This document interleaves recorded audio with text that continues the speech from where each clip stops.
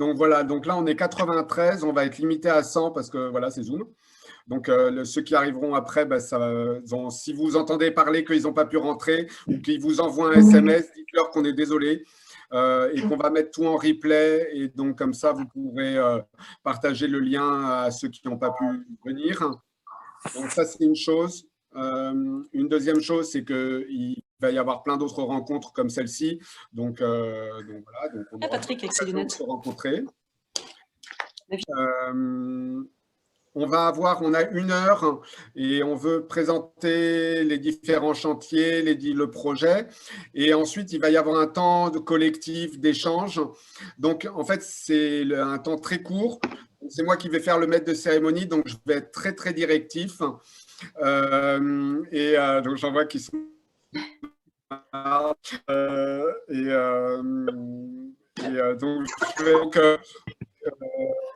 on ne va pas avoir le temps, évidemment, de répondre à toutes les questions, de discuter de tous les trucs, mais bon, c'est un premier contact. Donc, il va y avoir des présentations, ensuite un temps d'échange en sous-groupe, et puis à la fin, on aura quand même un petit peu de temps pour des questions. Donc là, il y a quelqu'un qui avait deux ordinateurs et qui a la scène. Donc, je pense que tu peux couper les micros, Eric. Ouais, je vais mettre tout le monde en muet, et donc ensuite, je donnerai la parole, et puis voilà. Et donc là, vous avez la possibilité de réactiver vous-même les micros. Et donc, je donne la parole à Élodie qui va nous introduire les choses. Élodie, par contre, il faut que toi, tu remettes ton micro toi-même.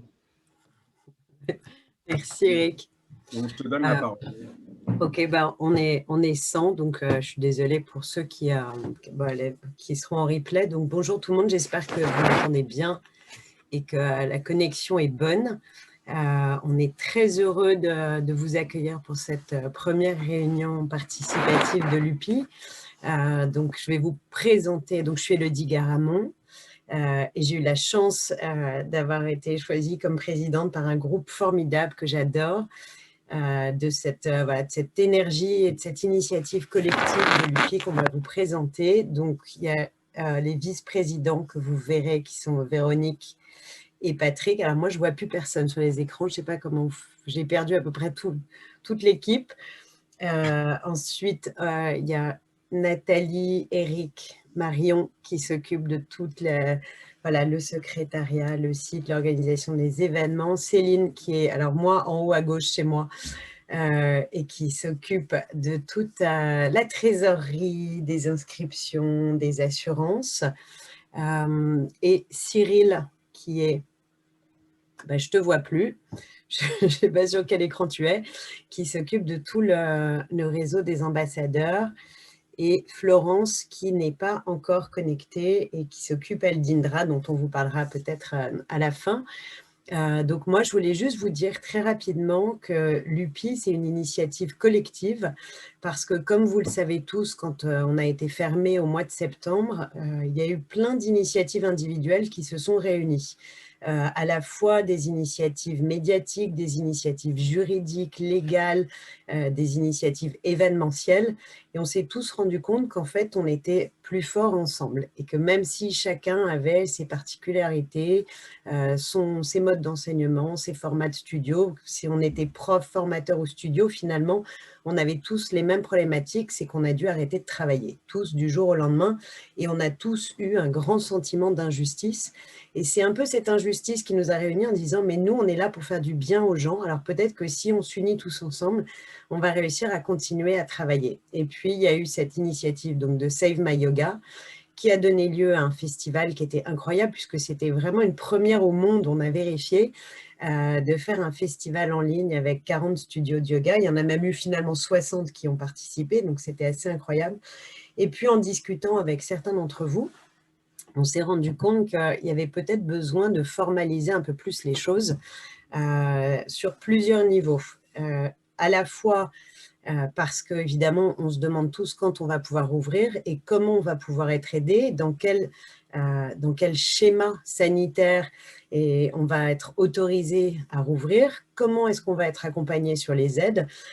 Tout ça, c'est un énorme chantier sur lequel on a décidé de s'investir énormément. Moi, je passe beaucoup de temps. J'ai eu de la chance de pouvoir rentrer au ministère des Sports pour représenter le yoga et ça s'est fait un peu sur cette initiative-là.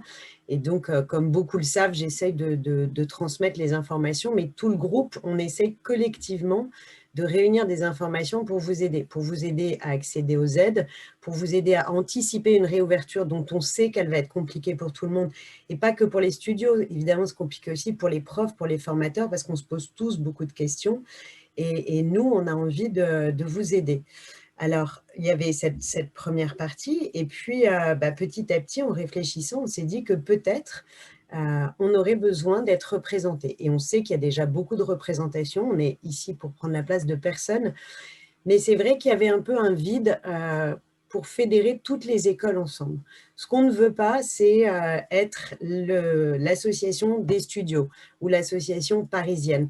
On veut vraiment être l'association des gens qui vivent le yoga parce que c'est leur métier, parce qu'ils se lèvent le matin pour penser yoga, pour vivre yoga et pour manger yoga, et que souvent on est assez seul. C'est un choix qu'on fait quand on s'engage dans la voie du yoga, notamment quand on est professeur. Il y a une idée de liberté, mais dans la liberté, évidemment, on entend un peu la solitude aussi. Et nous, on s'est rendu compte en se parlant entre nous que finalement, on était beaucoup plus forts et qu'on avait beaucoup plus d'idées quand on se mettait ensemble. Et voilà d'où est née cette idée de créer l'Union des professionnels du yoga, pas pour créer une nouvelle fédération, pas pour créer une énième chapelle, pas pour faire de concurrence à quiconque, mais pour se dire, on a envie de mettre en commun des parcours qui sont différents, et c'est ce qui est intéressant dans la composition de notre bureau, c'est que justement, on est tous très différents, on n'a pas les mêmes enjeux, on n'a pas les mêmes quotidiens, mais on partage ce même goût de dire, il faut que tout le monde fasse du yoga. Et je crois que c'est ce qui nous unit, c'est de le partager plus, de le partager mieux, de le partager avec plus de gens et surtout d'être autorisé à le partager. Donc, c'est vrai qu'il y a toutes ces interrogations en ce moment sur quand on va rouvrir, comment ça va se passer la réouverture. Et puis, il y a l'après. Et l'après, il faut être assez lucide sur le fait qu'aujourd'hui, on bénéficie d'une grande liberté, à la fois quand on a envie de créer une formation, quand on a envie d'ouvrir un studio, quand on a envie de devenir prof. Alors, bien sûr, il y a des étapes à franchir, mais on en a beaucoup moins que dans énormément de professions, et notamment de professions du sport. Et nous, notre appréhension, c'est de se dire que si on n'anticipe pas une régulation de ce marché du yoga, elle va venir d'en haut. À un moment, on va nous l'imposer. Et c'est justement en se posant la question de ce qui est acceptable et ce qui est bénéfique pour nous qu'on va trouver les bonnes réponses et qu'on va pouvoir dire à des futurs interlocuteurs plus au-dessus de nous, nous, voilà comment on a envie d'organiser notre filière. Alors, on ne prétend pas imposer les choses, on ne prétend pas tout savoir, mais on a envie de faire un travail collectif. Et l'idée de l'UPI, l'idée de ces réunions, et vous allez voir, Eric va tout vous expliquer après, ce sera justement d'avoir ça, d'avoir des rendez-vous, des tables rondes, d'avoir des livres blancs, de pouvoir aider les gens, de pouvoir recevoir des conseils. Très sincèrement, moi, j'ai fait plein d'erreurs quand j'ai commencé à travailler dans le yoga. J'aurais adoré avoir des aides à ce moment-là où qu'on me tende la main et qu'on me dise « mais tu sais, il ne faut pas faire ci ou il faut faire ça ». Et je crois que quand on est prof, quand on est formateur ou quand on est gérant de studio et encore plus quand on est les trois à la fois, on ne sait pas tout, on ne peut pas tout faire, mais on devient un couteau suisse. Et le problème du couteau suisse, c'est que parfois, il lui manque des infos pour être hyper efficace. Et on n'a pas beaucoup de temps, on est sollicité partout. Et nous, on a envie de vous aider à être des meilleurs couteaux suisses en vous donnant accès à toutes les infos que nous, on va pouvoir mettre en commun pour vous. Et c'est vraiment ça, l'idée, c'est vraiment un travail collectif parce que ce n'est pas à vous que je vais rappeler ce que signifie le mot yoga. Donc voilà, l'idée de l'union, elle est là. Et voilà, et donc je suis hyper émue en fait, donc ça ne se voit pas, mais en fait je suis super émue de vous présenter ce projet parce que ça fait longtemps qu'on en parle, qu'on en a envie, et c'est un peu aujourd'hui qu'on lance ça, et c'est assez magique. Et je vais passer la parole à Véro. Merci Élodie, je vais faire et on prendra toutes vos questions, évidemment, Eric va orchestrer tout ça de main de maître, mais on prendra toutes les questions après. Donc Élodie a vraiment bien parlé de tout ce qui nous a rassemblés et de notre souhait d'être représentés. Et c'est vraiment important d'avoir une instance qui défend nos intérêts. Ensuite, indépendamment de cette instance et des tables rondes qu'on pourra échanger, vous aurez accès à une plateforme de ressources, c'est-à-dire qu'on compte mettre en place sur le site des informations, que ce soit par exemple pour la formation pour Calliope, que ce soit des informations sur les aides, comme on en a besoin en ce moment, sur les ERP. Il y a eu un vrai sujet ERP pendant quelques mois sur le fait de est-ce que si on était ERP, L, X, P, on pouvait ouvrir. Il y aura également un référencement des studios sur notre site, un référencement des professeurs. Donc, on pourra également, lorsqu'on cherche des remplaçants, lorsqu'on cherche à recruter, pouvoir contacter facilement des professeurs.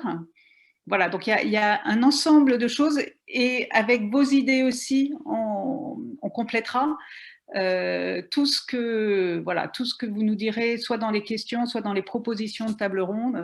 On sera bien sûr à l'écoute pour renseigner toutes ces questions-là, voilà, pour être aidé. Et moi, je l'ai vraiment vécu pendant ces quelques mois. Le fait de ne pas se sentir seul a été énorme. Voilà. Donc, je suis absolument ravie et très honorée de faire partie de cette association. Et maintenant, je passe la parole à Cyril, que je ne vois pas non plus. Moi, je suis là. Pour la partie professeur, je te laisse la main.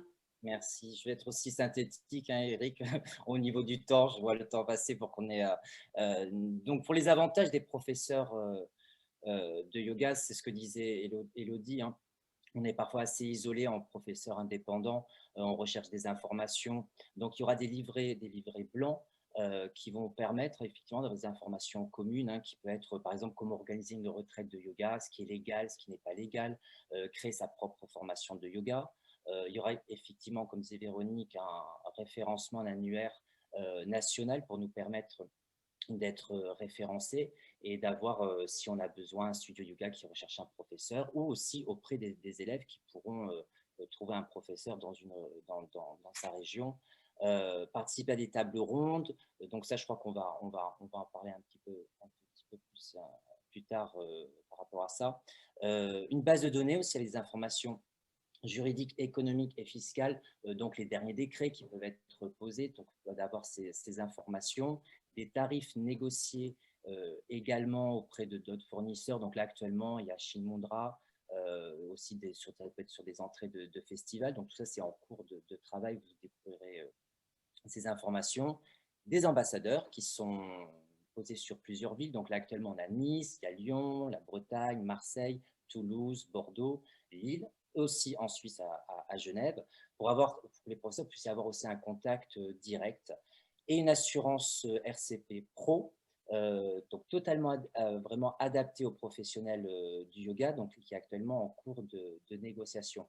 Tous ces avantages, vous allez les retrouver sur le site UPI de façon plus détaillée. Là, je vais vraiment être synthétique pour que vous puissiez avoir les principales informations. Et peut-être donc ensuite sur l'accès, je vais laisser la parole à Patrick, puisque quand on est adhérent, ça donne accès à la formation pour pouvoir labelliser sa formation. Donc Patrick, là par contre, c'est moi qui ne te vois plus. Je ne sais pas où tu es. Oui, t'inquiète pas, Cyril. Patrick, lui, te voit. Oui. Tu m'entends? Super. Oui, je t'entends. Oui. Ah si, je te vois. Merci, Cyril.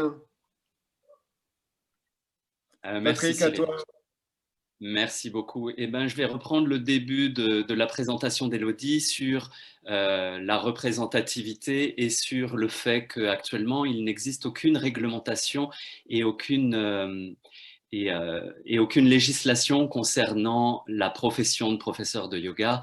Et vu le déploiement du yoga en France, il nous a paru évident qu'un jour ou l'autre, à court ou à moyen terme, l'État va vouloir réglementer le processus de formation des enseignants du yoga en France.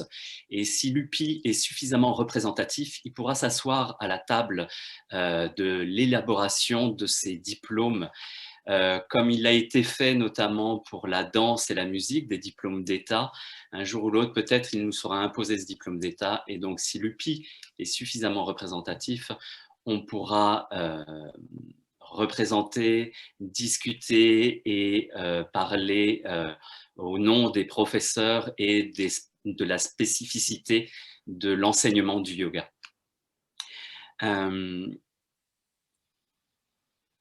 Il y a également l'idée de valoriser cette profession, de valoriser le diplôme d'enseignant de yoga. Et pour cela, on aimerait créer un label qui assure des formations professionnelles solides et reconnues.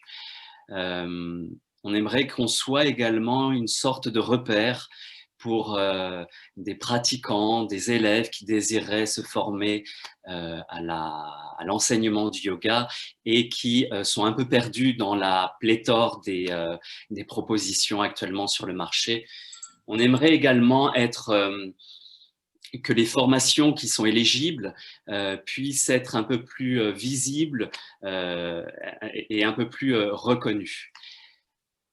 On a également le souci d'accompagner les futurs formateurs qui désirent être aidés et accompagnés dans la construction d'un programme de formation, notamment sous forme de livres blancs.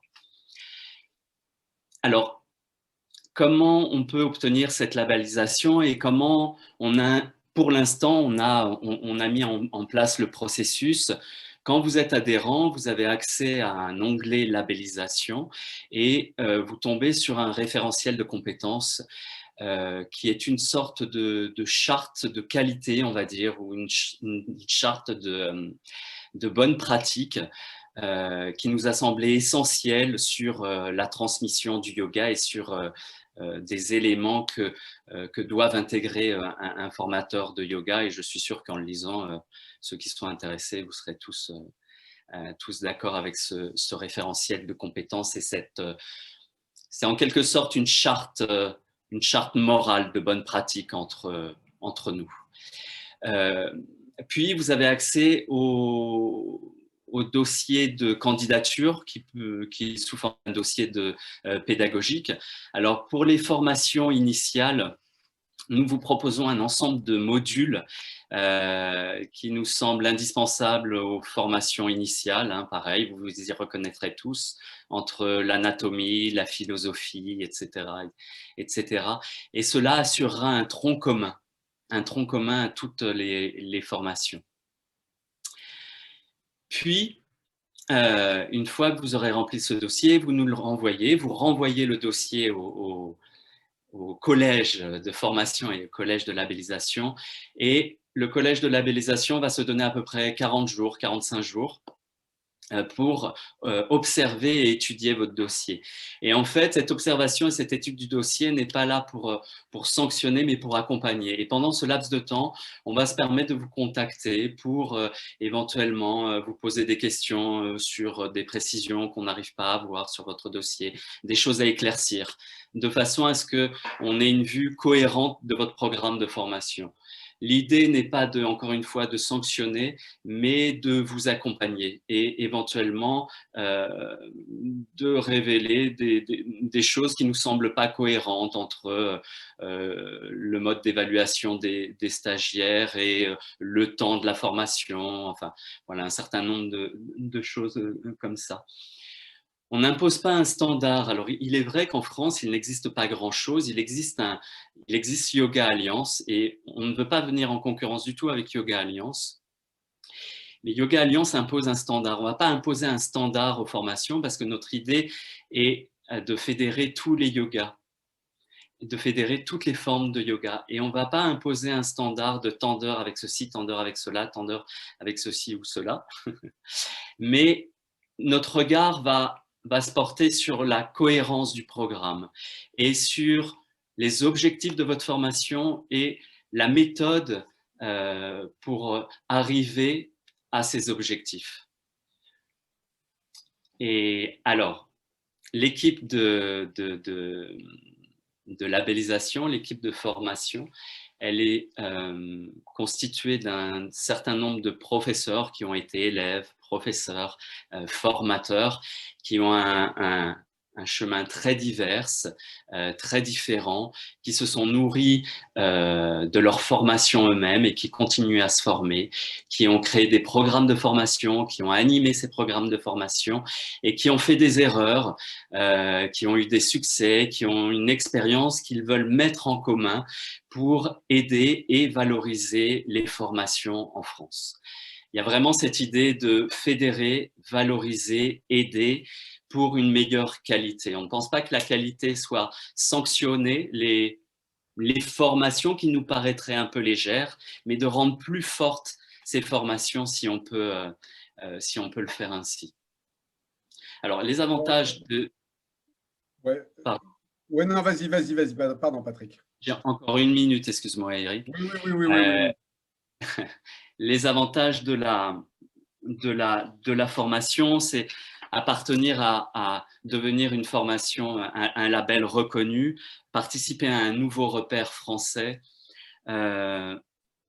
appartenir à une communauté regroupant tous les yogas, référencer sa formation avec ses spécificités dans l'annuaire de l'UPI, mettre en relation les formateurs avec des spécialistes de la philosophie, de l'anatomie ou des web médias ou voilà, un tas de spécialistes si on a besoin d'un spécialiste en yoga tantrique, etc. etc. Accès à des informations sur les différentes validations en tant qu'organisme de formation agréé par l'État, Calliope, l'AFDAS, et puis également tous les autres avantages qui sont liés à l'adhésion à l'UPI pour les studios et pour les professeurs. Voilà, Eric. Je peux rajouter un petit mot? Ouais. Eric, si tu m'autorises.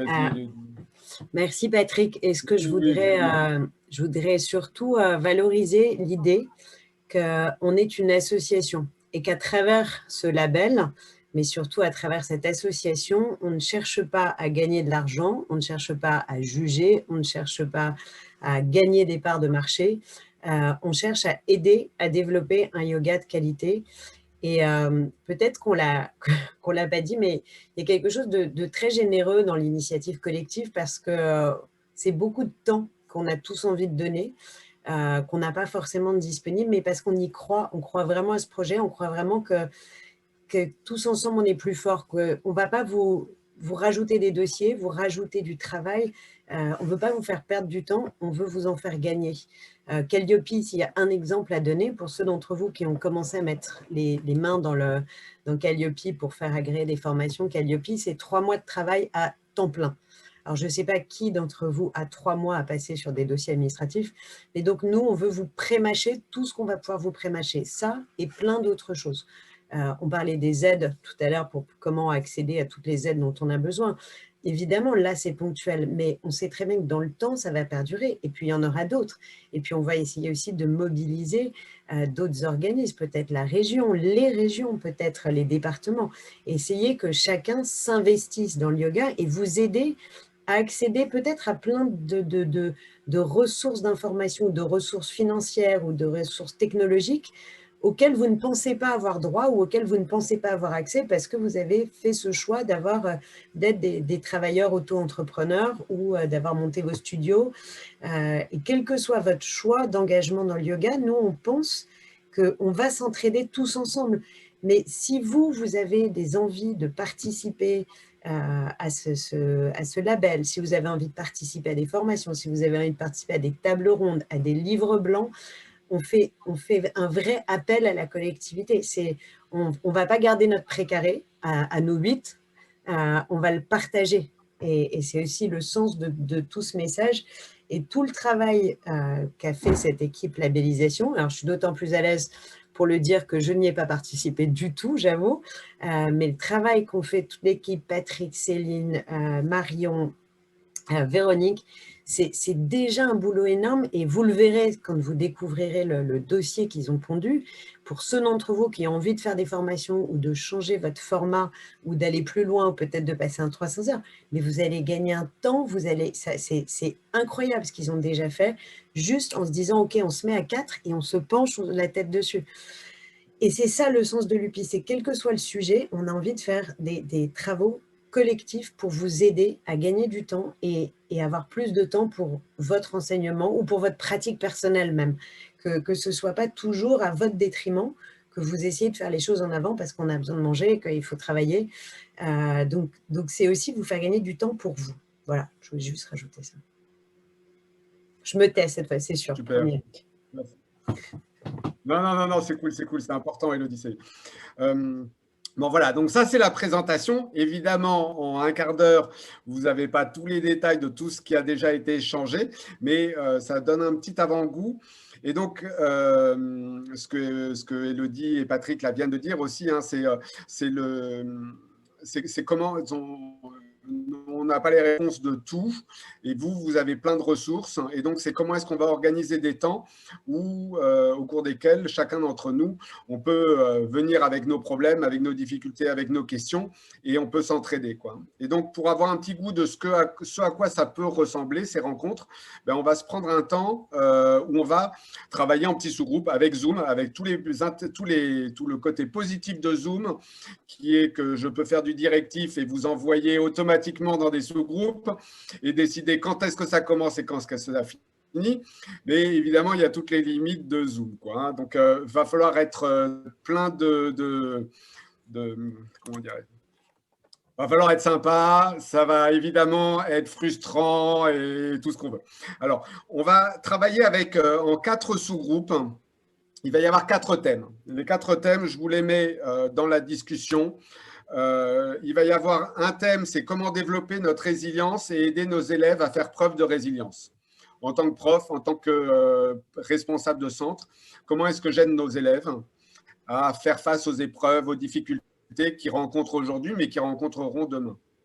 Deuxième truc, c'est qu'est-ce qui nous rend uniques, différents en tant que professionnels du yoga? Qu'est-ce qui fait notre spécificité? Quelle est notre valeur ajoutée au monde? Troisième question, qu'est-ce que je devrais apprendre et pratiquer aujourd'hui pour réussir en tant que professionnel du yoga? Parce que j'ai des difficultés. Et donc, qu'est-ce que j'ai besoin d'apprendre techniquement, administrativement, logistiquement, que ce soit par rapport à la pratique du yoga ou à d'autres pratiques annexes? Et dernière question, à quoi ressemblerait une maison commune UPI? Qu'attendrions-nous d'elle? Alors, vous n'allez pas travailler sur les 4 thèmes. En fait, il va y avoir, je vais faire, à partir de nous 100, on va faire 20 groupes. Et dans chacun de ces groupes, il y aura 5 personnes. Et chacun de ces groupes travaillera sur une des questions. Et donc, je vais faire un peu du directif, c'est-à-dire que je vais créer les groupes et puis je vais dire, par exemple, Nathalie, toi, tu es dans le groupe, tu prends la question 1. Et donc, les 5 premiers groupes, ils vont prendre la question 1, les 5 groupes suivants, la question 2, les 5 groupes suivants, la question 3 et les 5 suivants, la question 4. Et ce que je demanderai à chacun, c'est à l'issue, quand on reviendra, c'est que vous puissiez mentionner les 3 points importants de notre échange. Là, en fait, c'est du matériel qui va être aussi important parce que ça va nous donner des informations sur peut-être les pistes de travail, les groupes, les prochaines rencontres, les groupes sur lesquels on aura envie de travailler ou que vous auriez envie de développer.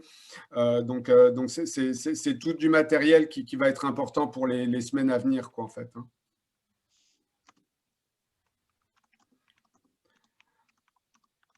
Donc, la question, ouais, bon, ça, c'est les questions ambassadeurs. La place de la femme du yoga. Se former à donner des cours en ligne. Former également nos élèves à ces outils. Travailler sur la représentation du yoga. La question 2, qu'est-ce qui nous rend unique? C'est une philosophie de vie et un chemin de connaissance de soi. Un domaine très vaste, mais la philosophie du yoga. Créer des retours d'expériences positifs et négatifs pour partager les échecs. Groupe 1, notre résilience, c'est le yoga est déjà résilience.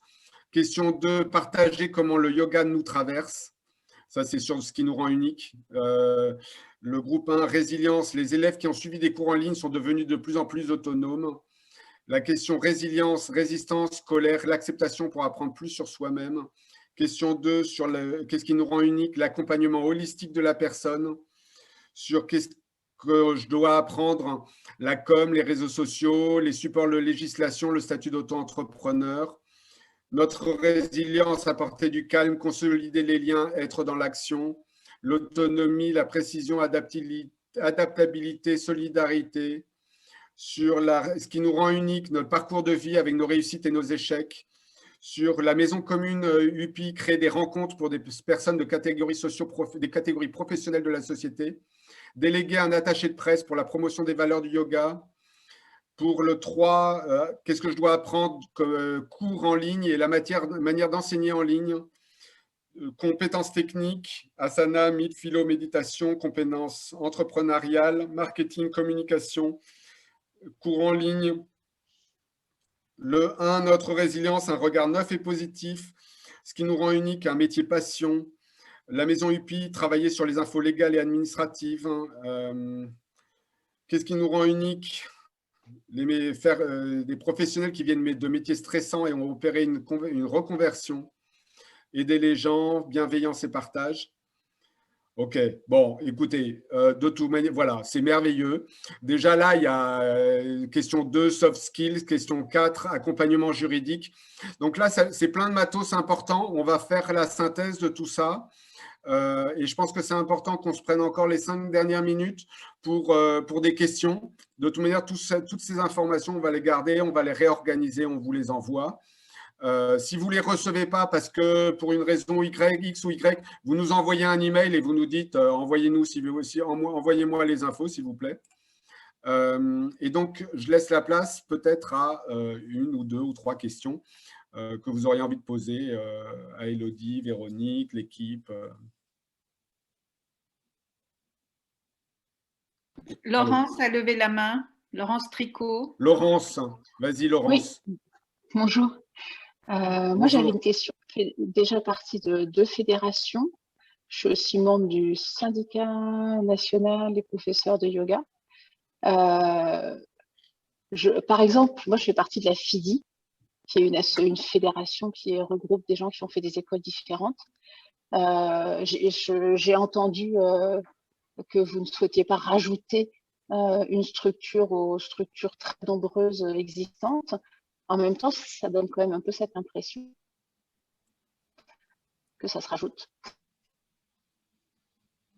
Élodie, je te laisse répondre, Véronique. Oui, bien, avec plaisir. Laurence, je comprends très bien que vous puissiez avoir ce sentiment.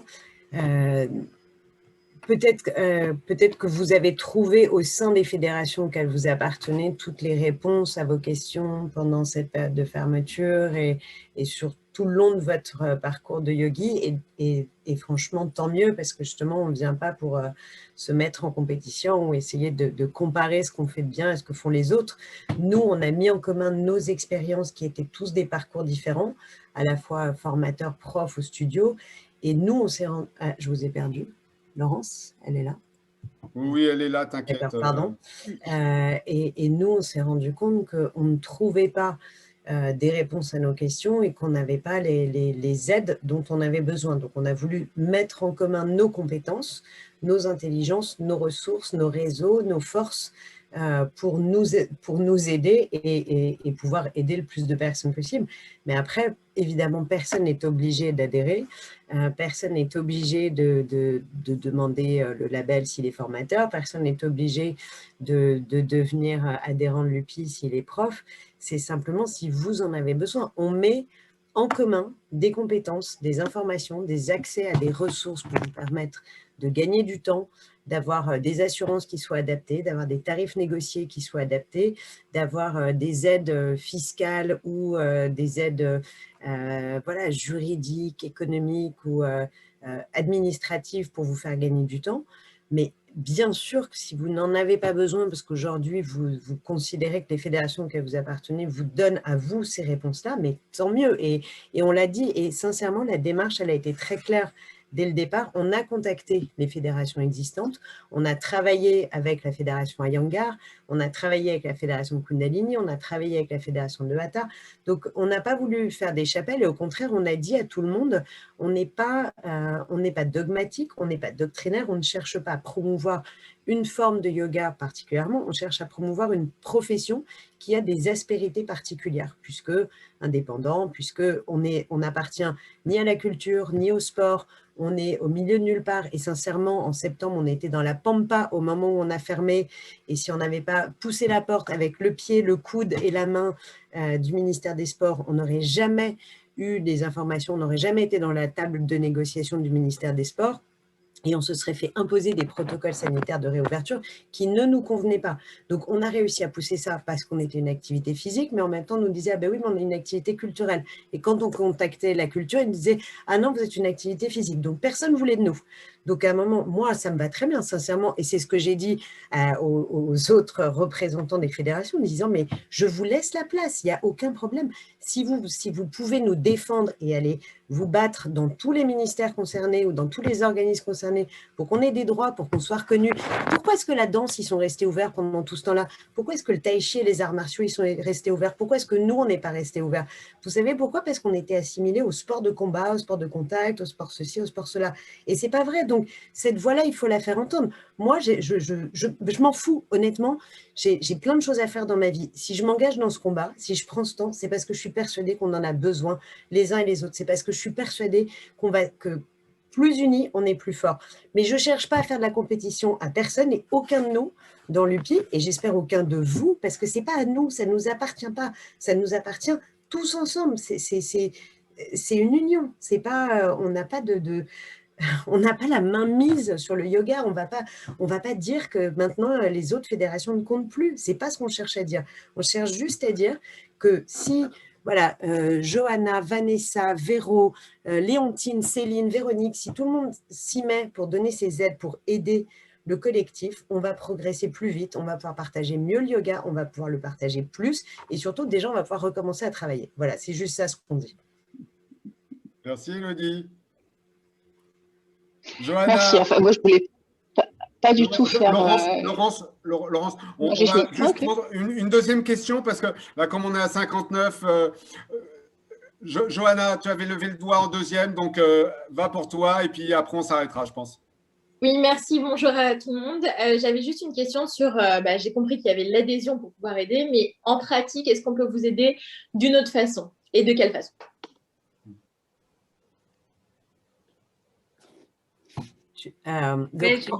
Vas-y, Véro. Oui, en pratique, avec grand plaisir, on a différents collèges où vous êtes les bienvenus. Dans les tables rondes, on va également avoir besoin de thématiques. On est à la recherche d'un stagiaire également, donc ça, vous pourrez aussi diffuser cette demande. Et voilà, donc on va avoir, je pense, une prochaine réunion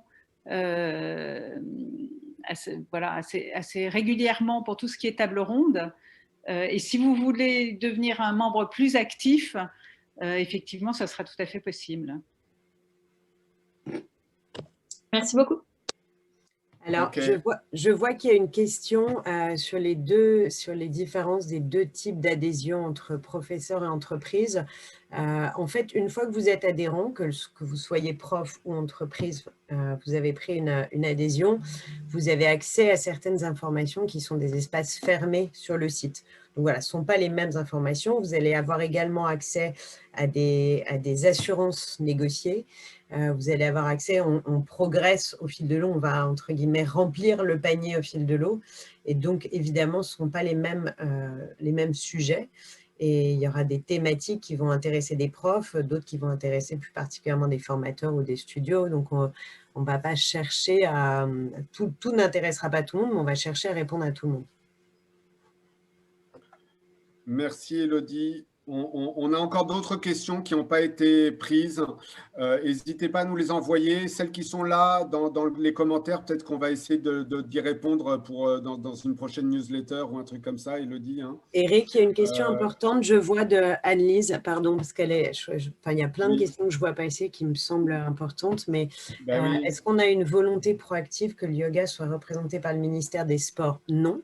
On aimerait avoir une double tutelle du sport et de la culture.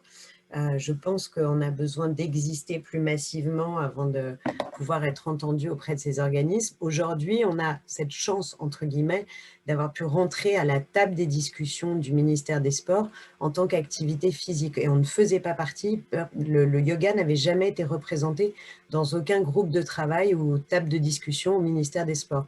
Mais comme on a été... Vous vous trompez. Ces initiatives existent depuis au moins 40 ans. Mais il y a eu des quantités de rencontres avec différents ministères. J'en ai fait partie il y a longtemps. Ces choses-là ont déjà existé. Ce à quoi il faudrait imaginer, c'est créer un ministère du yoga. Mais le seul pays qui a fait ça, c'est l'Inde. Ça a pris beaucoup de temps, mais on a eu des rencontres. Je me souviens d'avoir rencontré le ministère de la Culture, à l'époque c'était Jack Lang, et aussi des gens du ministère des Sports. Tout ça existe. Je veux dire, il y a un gros passé. Beaucoup des directions que vous avez données en début de séance, beaucoup de ces choses-là existent et ont existé. Alors, ce qui est difficile, c'est de s'organiser, quoi. Vous avez raison, et j'ai eu la chance d'en parler beaucoup avec des personnes qui, à l'époque, ont œuvré effectivement pour les ministères, et notamment Faïk Biria, qui a beaucoup discuté avec nous au début. Et je sais qu'il y a eu beaucoup de choses qui ont été faites il y a des années. Donc, alors, pardon, mon message n'était pas clair. Simplement, quand on les a rencontrés, plusieurs d'entre nous, on n'était pas là dans les discussions au moment de la fermeture du mois de septembre. Il n'y avait pas de yoga, et il n'y avait pas de yoga dans les instances que sont l'USC ou France Active, ces organismes qui représentent le yoga. Il y a une fédération au sein du ministère des Sports qui s'appelle la Fédération Sport pour tous, à laquelle appartient le Pilate, par exemple, mais le yoga n'est pas officiellement reconnu parmi cette fédération Sport pour tous, et il n'y a pas de fédération yoga à l'intérieur du ministère des Sports. C'était juste ça, et bien sûr qu'il y a eu plein de discussions, et tant mieux d'ailleurs avant. La raison pour laquelle il n'y a pas de reconnaissance, c'est parce que ça fait 40 ans qu'on est sur ces questions-là.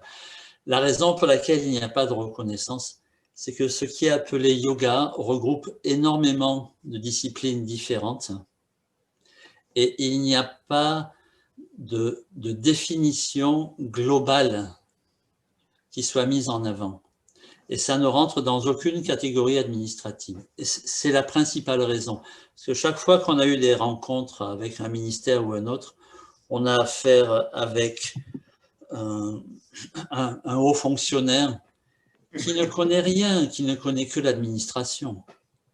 Et on ne rentre pas dans la bonne boîte. Il ne comprend pas de quoi on parle. Et la grande question, il me semble, c'est d'arriver à donner une définition globale, et peut-être de supprimer le mot yoga du reste, mais bon, parce que ça donne une image aujourd'hui, à cause du grand nombre de professeurs de posture, et de créer quelque chose qui soit vraiment différent, qui puisse être administrativement perçu comme quelque chose de particulier. Parce qu'à force de le répandre comme un exercice corporel, évidemment, ça va dans les sports. Et à force de le répandre comme une philosophie, évidemment, ça va dans la culture. Il y a un point important, et après je termine avec ça, c'est que cette tentative-là a été menée et réussie en Grande-Bretagne. Et le résultat, c'est que le gouvernement anglais a mis en place un programme de formation pour toutes les écoles, et que tous ceux qui y ont adhéré ont eu les élèves sont aidés économiquement quand on parle de formation, donc une partie est payée. Également, les cours sont pris en charge par l'équivalent de la sécurité sociale. Et tous ceux qui ne sont pas rentrés là-dedans ont fait faillite. Un très très grand nombre de gens, de professeurs. En Angleterre, il y a énormément d'Indiens qui sont venus à cause de l'invasion de la Grande-Bretagne pendant 150 ans. Et donc, il y a ce risque administratif qui est très grand, c'est de vouloir réguler. Enfin, les profs de danse n'ont pas eu le droit de travailler et les profs de tai chi non plus. Ils sont à la même enseigne que nous pendant ces déconfinements-là. Les salles de danse sont fermées et les salles de tai chi aussi. Quelqu'un a dit tout à l'heure qu'ils avaient pu fonctionner. En septembre, oui. Bon, voilà. Non, les salles de danse, et tant mieux pour eux, étaient ouvertes jusqu'à ce nouveau confinement, mais tant mieux pour eux d'ailleurs. Merci beaucoup. Élodie, on arrive au bout. Peut-être que tu veux dire juste un tout petit mot de clôture. On est prêt à... Véronique. Vas-y, Élodie, vas-y. Non, j'allais dire qu'on a beaucoup d'enthousiasme. On espère que vous allez être nombreux à le partager. On crée un ministère du yoga. Ouais, on va faire un ministère du yoga. un ministère bis. Je vois que Cyril avait levé la main. Cyril, n'hésite pas à le mettre sur le chat. Ouais, parce que là, on arrive au bout. Ouais, merci Cyril. Véronique, tu veux dire un petit mot? Je suis très, très émue de tout ce rassemblement et du fait que, voilà, on aurait pu être plus de 100. La technique nous en a empêchés. Mais voilà, ça fait 2-3 mois, je pense, qu'on travaille sur ce projet tout en l'ayant pensé déjà depuis pas mal de temps. Et voilà, je suis émue et je suis ravie de votre enthousiasme et du travail. Et je vois tout le travail qu'on a encore à faire. Donc, merci de votre confiance, en tout cas. Excusez-moi encore une chose. Dans Zoom, il y a un autre abonnement qui permet d'accueillir 500 personnes. On y pensera pour la prochaine fois. Merci beaucoup. Merci à tous. Merci à toutes d'être venus. C'est adorable. Et puis, à très, très bientôt. Donc, hein. Merci. Bon après-midi. Merci. Merci beaucoup. Bon après-midi. Au revoir. Bravo. Bravo. Merci. Merci à tous.